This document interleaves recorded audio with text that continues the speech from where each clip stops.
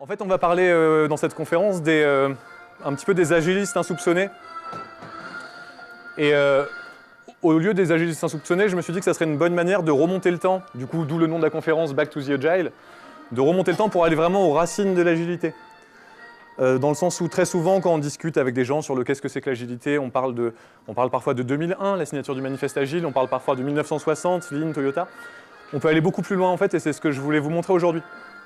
Pour remonter le temps, en 2018, on ne sait pas vraiment le faire. Par contre, le doc qui est là, il a promis qu'il m'appellerait vers 13h20, justement pour nous passer un message et nous dire de son observation à lui qui est responsable de la mouvance agile. Du coup, j'attends un petit peu son coup de fil. Hey, ça tombe bien. Téléphone du futur. Allô, Doc? Ouais, tu as trouvé le responsable de la mouvance agile? Très bien, attends, je te mets en ligne, je te passe les autres. Hello, everyone. Thank you for coming in such large numbers to this fantastic conference, Agile Basque Country. I hope Robin's presentation will satisfy you. Merci, Doc. Emmett? Emmett? Bon, mais désolé, ça, c'est pas tout à fait prévu. Du coup, on a perdu la connexion. Je vais devoir vous faire, moi, le petit pitch. Merci. Tout le budget effets spéciaux est déjà cramé, hein, maintenant. On passe sur des trucs normaux. On voit pas tout. Qui je suis Robin, je suis coach agile. Sans rentrer dans les détails, j'aime bien... Là, il y avait marqué les films sans subtilité. Ça vient de se voir. Et quand j'ai essayé de comprendre ce qu'était le métier de coach agile, je lui ai dit que c'était organisateur de la désobéissance en entreprise. Vous allez comprendre, j'espère, pourquoi. Dans cette conférence, vous l'avez déjà vu, il y a un petit peu d'agile, il y a un petit peu de science, il y a un petit peu d'histoire. Et le contenu de la conf est ce que j'appelle, moi, capillotracté, tiré par les cheveux. Vous êtes prévenus. J'espère que ça va vous convenir, parce que c'est un petit voyage dans le temps même, je dirais. Et donc est-ce que vous êtes prêts? Oui. Et merci, ça va être un vide. Juste pour se mettre d'accord, je ne vais pas parler de méthode, vous savez, on fait toujours la distinction entre être agile et faire de l'agile. Je ne parle pas de méthode, je ne parle pas de Scrum, de Kanban, etc. Je vais effectivement, un petit peu comme on le disait ce matin, parler de l'agilité en tant que... Alors que moi, j'appelle ça de mouvance, de philosophie, d'état d'esprit, etc. On ne refait pas le débat. Mais néanmoins, on ne le voit pas, mais être agile, qu'est-ce que ça veut dire? Alors j'ai fait un post sur LinkedIn, ce matin ça avait un peu bougé, sur lequel j'ai eu une centaine de réponses sur le « dites-moi ce qu'est agile en un seul mot ». Et en fait, j'avais eu plein de trucs. C'est de l'adaptation du client, du bullshit, j'ai eu.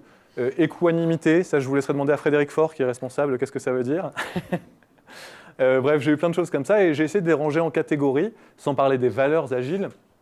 Les catégories que j'ai obtenues, c'est OK, finalement, l'agilité, c'est un savant mélange de 5 composantes qui sont se poser les bonnes questions, c'est vachement important, s'adapter au changement, ça on le sait, une volonté de s'améliorer continuellement, limiter les gaspillages et satisfaire le client. Donc là, dans la suite de la conférence, je vais aller chercher finalement, en remontant un petit peu le temps, d'où viennent finalement ces différentes composantes. Allez, on est parti. Donc aujourd'hui, on est le 21 septembre 2018 et je vais parler dans cette timeline des principaux événements qui ont marqué l'histoire de l'agile. 2016, le premier Agile Pays Basque. Merci. On remonte. 2012, l'agilité à l'échelle. Je l'ai quand même mis, je ne suis pas fan, mais je l'ai quand même mis là. 2009, maintenant, le manifeste j'arrive pas à le dire, trop de stress. Software Craftsmanship. 2001, le manifeste agile, et on voit effectivement l'apparition, pour moi, à ce moment-là, des 5 composantes réunies. Souvent, on remonte là. Maintenant, on continue à remonter un petit peu. 1991, je ne sais pas si vous l'aviez là, c'est la première fois où on associe agilité et satisfaction client dans un même bouquin. Le bouquin est chiant, ceci dit, mais vous pouvez aller le lire. Je l'ai fait pour la conférence et j'en ai pas tiré grand-chose. Si on continue à remonter, du coup, on arrive sur la gestion du gaspillage, qu'on associe souvent à Taichi Ohno, Toyota, etc. Est-ce que pour vous, Taichi Ohno est un agiliste insoupçonné ? Non, parce qu'on le connaît, il n'est pas insoupçonné. Par contre, remontons dans le temps et on va faire un Taichi Ohno vs Bruce Lee vs les deux.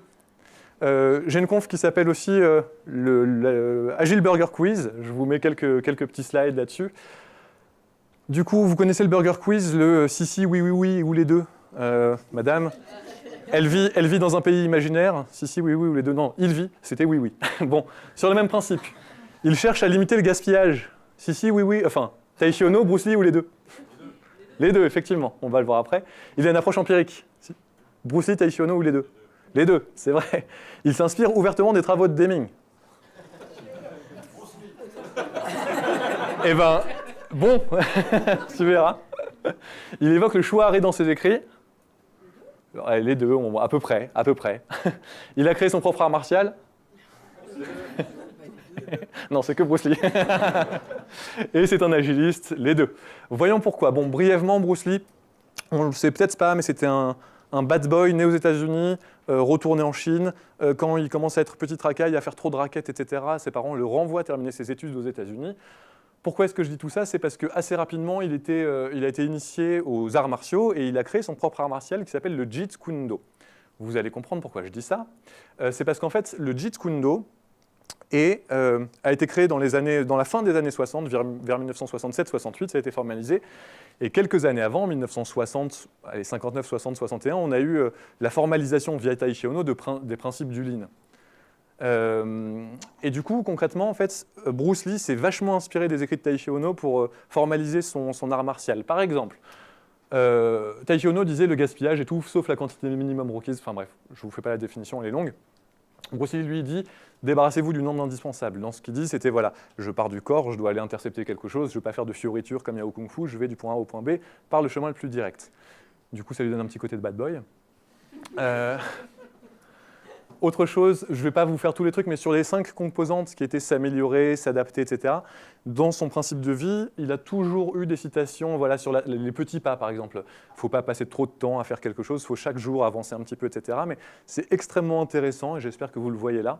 Je pourrais en parler 3 heures, donc j'essaye d'aller vite parce que j'ai 30 minutes, mais de voir comment il a formalisé son art martial.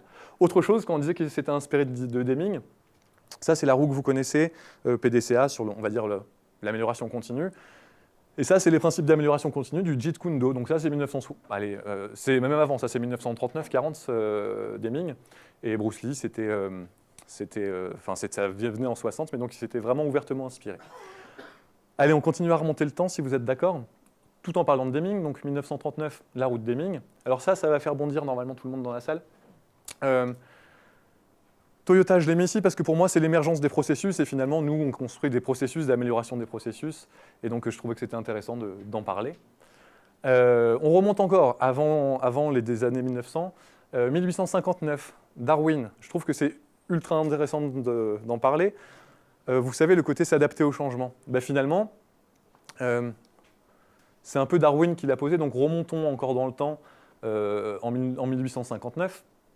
Darwin, vous connaissez un peu sa vie ? Oui, ben je la fais quand même.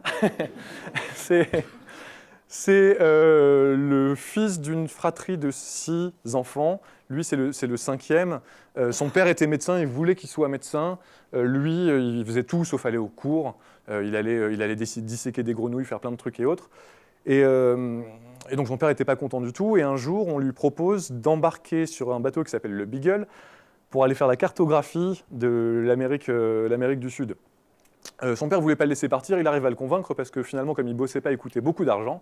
Et là, au moins, il n'en coûterait pas. Donc il part et il va faire le tour des Galapagos. Et dans les Galapagos, il voit qu'il y a des espèces, finalement des espèces endémiques qui évoluent. Et que suivant leur évolution, dépend une seule espèce a donné vie à plusieurs sous-espèces en fonction de l'environnement dans lequel elles grandissent. De ça, il tire... Ah, on ne voit pas les citations, ça me gêne un peu. Mais voilà, les espèces qui survivent ne sont pas les espèces les plus fortes ni les plus intelligentes, mais celles qui s'adaptent le mieux au changement. D'ailleurs, s'adapter au changement plus que de suivre un plan, est-ce que ça vous dit quelque chose? Ok. Bon, ok, la 4e valeur agile pour ceux qui ont fait des gros yeux. Je veux parler ici de 2 choses que je trouve un petit peu rigolotes, un petit peu intéressantes. Je vous ai dit, ça part dans tous les sens, on parle d'histoire, on parle de science, etc. Là, je vais parler déjà de la différence entre s'adapter et évoluer, et le côté, vous allez comprendre pourquoi, hein, je le ramène dans un contexte agile, et le côté, justement, évolution d'une espèce et la notion de trou évolutif. Darwin, sur les îles Galapagos, il a observé une grenouille qui s'appelle la grenouille Kwassa Kwassa, pour info. Et cette grenouille, le mâle chante. Plus il chante fort, plus il a des chances que les femelles l'entendent et viennent le rejoindre. Okay, donc l'espèce a évolué en chantant de plus en plus fort et autres. Le problème, c'est qu'à un moment, ils ont atteint un stade où, quand le mâle chantait trop fort, il se faisait bouffer par les prédateurs qui l'entendaient et qui venaient aussi le manger. Et du coup, l'espèce est tombée dans un espèce de trou évolutif où s'ils chantent plus fort, ils se font manger. S'ils chantent moins fort, les femelles n'entendent plus et viennent plus se reproduire. Cette espèce ne peut plus évoluer. Par contre, elle peut s'adapter. S'adapter, qu'est-ce que ça veut dire? Ça veut dire changer finalement d'écosystème. Pourquoi pas bouger de quelques kilomètres pour aller dans un endroit où il y a moins de prédateurs, et là, elle va survivre. Il y a la différence, vous l'avez, entre donc s'adapter et évoluer. Ok. Maintenant, venons sur un concept plus agile, ce que j'appelle moi la métastabilité agile. Finalement, si je tire à max les concepts de Darwin et que je nous l'applique à nous, les humains, on est de base, quand on est plus dans une espèce de philosophie agile. Pourquoi? Parce qu'on s'adapte au changement, etc. Qu'est-ce qui, d'après vous, a fait qu'on... Enfin, pour moi, il y a eu une perturbation qui est arrivée, qui était la sédentarisation, et quand on est devenu sédentaire en tant qu'espèce humaine, on a dû commencer à planifier. Pourquoi? Pour savoir, tiens, qu'est-ce que je vais manger dans 2 ans? Il faut peut-être que je fasse des récoltes. Pour faire des récoltes, il faut que je plante, etc., etc. Et du coup, dû à cette sédentarisation, on est complètement sorti de l'état d'esprit agile, on est tombé dans une espèce de volonté de planification pour se nourrir, pour se loger, pour prévoir de l'élevage. Tiens, il faut que je plante telle plante pour pouvoir nourrir mes animaux dans 6 mois, etc., etc. Et à force de planifier, un petit peu comme la grenouille Kwassa Kwassa, on est tombé dans un espèce de trou de la planification et c'est très dur d'en sortir. Je vous renvoie du coup sur la conférence de ce matin, sur la keynote que Frédéric nous a faite. Mais bon, bref, je voulais dire, voilà, effectivement, quand on planifie, c'est très dur de réussir à se sortir de cette chose-là et à vous de trouver les solutions. Remontons encore un petit peu le temps. Donc on était en 1859, 10 ans avant, 1849, parce qu'il nous manque encore la brique se poser les bonnes questions. Est-ce que vous connaissez ce monsieur qui s'appelle David Henry Thoreau? Je vais l'appeler Thoreau d'ailleurs pour la suite. Ouais. Et là, vous commencez à comprendre pourquoi est-ce que je m'appelle organisateur de la désobéissance en entreprise. Ce monsieur, bon, en fait, la légende est un peu surfaite. C'était on va dire un noble américain qui avait décidé de vivre un petit peu isolé en ermite du reste du monde. Et pourquoi est-ce qu'il a été connu? C'est parce qu'il a fait un petit peu du bruit autour du fait qu'il ne voulait pas payer ses impôts. Je m'explique, il y avait une taxe spéciale guerre du Mexique dans ces années-là entre le Mexique et les États-Unis, et lui refusait de payer cette taxe en disant « Pour moi, cet ordre n'est pas légitime, et donc je ne vais pas payer la taxe ». Bon, bref, je reviens sur le se poser les bonnes questions. Est-ce que vous connaissez l'expérience de Milgram? Oui, tous? Bon, c'est le côté, vous savez, on demande à quelqu'un d'électrocuter quelqu'un d'autre pour des raisons complètement aléatoires, et plus de 2 tiers des gens le font. J'ai fait une expérience marrante chez un des clients, expérience marrante, j'ai bossé 2 ans là-bas, et en préparant la conf, je me suis dit, tiens, je vais mener une expérience sur 2 jours, j'avais fait des belles choses avec les équipes, et je leur ai donné, entre guillemets, je passais dans une posture de manager un peu bête, je leur ai donné des ordres contradictoires et qui défaisaient ce qu'on venait de faire. Ils ont rouspété peut-être, mais sur les 2 jours, ils ont tous fait ce que je leur disais de faire. Alors que ce n'était pas des ordres légitimes, ça ne servait à rien, il n'y avait pas d'intention derrière, ça ne satisfaisait personne, etc. Et les gens l'ont fait quand même tous. Et du coup, pour moi, ce n'est même pas les 2 tiers, c'est 90% des gens en entreprise, parce qu'on a un chef qui nous semble légitime d'éducation, de culture, quand on nous demande de faire quelque chose, on le fait. Ils auraient pu me demander, j'aurais arrêté l'expérience, ils m'avaient dit « mais à quoi ça sert ton truc ?» Franchement, j'aurais arrêté. Et personne ne m'a posé ces questions-là. Du coup, d'où le côté, voilà, sur les composantes agiles, du se poser les bonnes questions. Pour moi, lui, 1849, c'est une des composantes importantes. Si maintenant, on remonte encore avant, donc David Henry Thoreau, je viens de vous expliquer un petit peu sa vie, j'ai trouvé que c'était très marrant, il y a beaucoup de corrélations entre la désobéissance civile et la désobéissance en entreprise. Je vais vous montrer une petite vidéo d'un organisateur de la désobéissance civile en France. Ne soyez pas révolutionnaire à la fin de la conférence, mais on fera des accroches avec le monde agile. Ce monsieur que vous allez voir s'appelle Vincent Verza. Ça peut vous surprendre un peu le contenu, mais il explique comment résister passivement. Je vous montre ça et après on débrief. Parlons-en de l'organisation. Rien n'est laissé au hasard. On a toujours une longueur d'avance sur la police parce qu'on est vachement mieux organisé qu'eux. Là où la police fonctionne de manière extrêmement verticale avec un chef de peloton qui décide pour tous les autres, on a beaucoup tendance à fonctionner fonctionner de manière beaucoup plus horizontale avec des groupes affinitaires. Dans un groupe affinitaire, on regroupe des gens qui sont prêts à prendre les mêmes risques. Et on fonctionne aussi par binôme, des binômes qui sont prêts à se soutenir dans l'action et à décider pour eux-mêmes comment agir.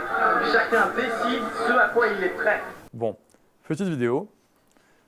Je voulais juste montrer quelques petites choses. Vous savez, on parle souvent de structure d'équipe. Bon, ça, c'est les dessins de Knieberg. Mais c'était juste le côté équipe auto-organisée. Alors lui, il parle de culture verticale, culture horizontale. On peut retourner le schéma là. Sur Knieberg, c'était finalement la même chose, mais représenté d'une manière différente. On parle d'équipes auto-organisées, d'équipes qui sont capables de mener un besoin de bout en bout, d'équipes justement avec le rôle du manager qui est dispatché sur les personnes dans l'équipe. Bref, je trouvais qu'il y avait beaucoup déjà de corrélation entre la manière de désobéir civilement et la manière de... Et puis finalement, ce qu'on exprime maintenant 200 ans après. Autre chose, à un moment, il parle de groupes affinitaires. Vous connaissez un petit peu ce schéma, peut-être pour ceux qui ne connaissent pas. Bon, grosso modo, dans une équipe, on va avoir des corps de métiers différents. Imaginons que j'ai un corps de métier, un product owner, un scrum master. On fait des tribus de scrum master, des tribus de product owner. C'est ce que lui appelle les groupes identitaires. Et ce que Thoreau avait mis dans ses écrits en 1849, ça ressemblait un peu à ça. Le bouquin fait 50 pages et il est intéressant pour le coup, celui qui s'appelle Désobéissance civile, vous pouvez le lire.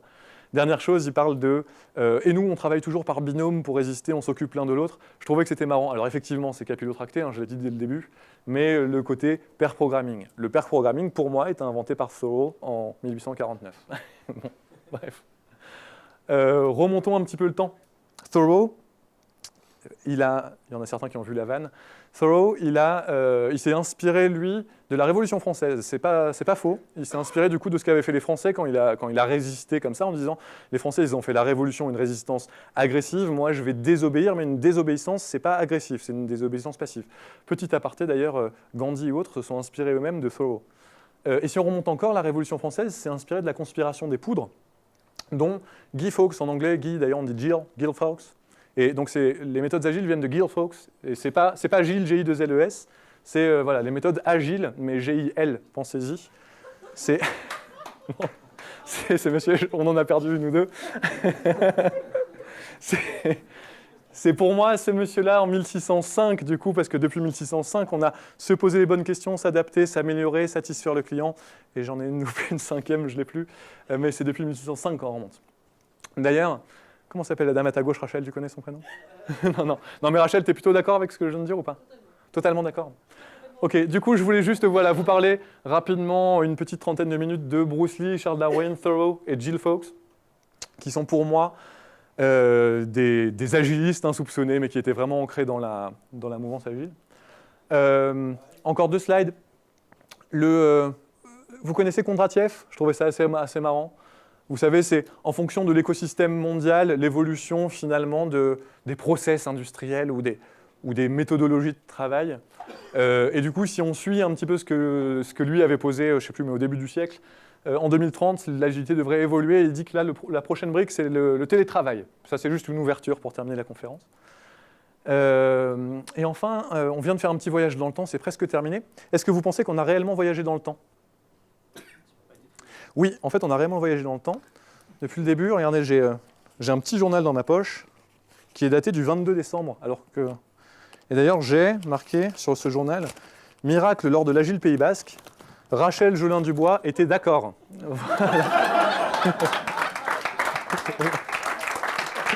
Bon, c'est terminé. Merci.